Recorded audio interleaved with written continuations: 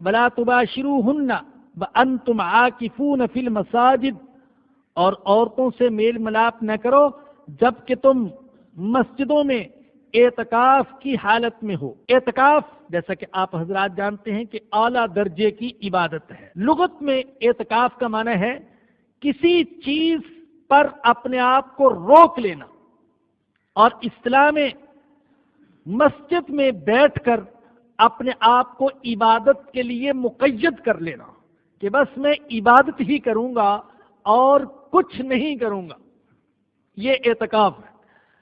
اور بعض حضرات نے کہا کہ اعتکاف کرنے والے کی مثال ایسے ہے جیسے کوئی مانگنے والا کسی سخی کے دروازے پر آن پڑے اور کہہ دے کہ اب تو لے کر ہی اٹھوں گا، ایسے نہیں جاؤں گا، اتنا مانگوں گا اے سخی کہ تو ضرور دے گا۔ جب دوسرے سخی اپنے دروازے پر آنے والوں کو خالی ہاتھ نہیں لوٹاتے تو اے سخیوں کے خالق، تیری شان سے یہ بہت بعید ہے کہ تیرے دروازے پر جو آن پڑے تو اس کو خالی ہاتھ واپس لوٹا دے۔ تو فرمایا کہ اعتکاف کی حالت میں بیویوں کے ساتھ میل ملاپ اور میل ملاپ کے مقدمات یہ سب ممنوع۔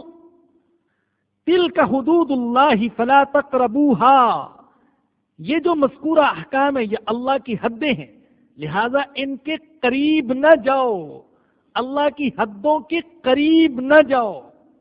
یہ نہیں فرمایا اللہ کی حدوں سے آگے نہ جاؤ، بلکہ فرمایا کہ اللہ کی حدوں کے قریب نہ جاؤ۔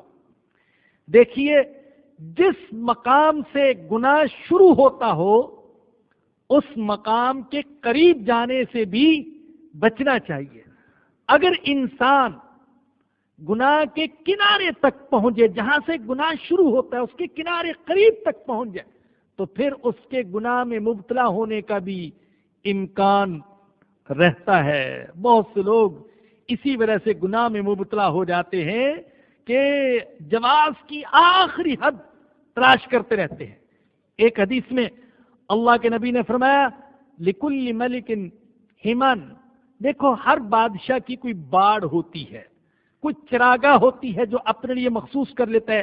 وَحِمَ اللَّهِ مَحَارِمُهُ، اللہ کی باڑ، اللہ کی چراگاہ اس کی محارم ہے، وہ چیزیں جن کو اس نے حرام قرار دیا۔ فَمَن رَتَعَ حَوْلَ الْحِمَى يُوشِكُ أَن يَقَعَ فِيهِ، جو چراگاہ کے بالکل قریب چرے گا تو قریب ہے کہ وہ خود چراگاہ میں بھی جا کر چرنے لگے۔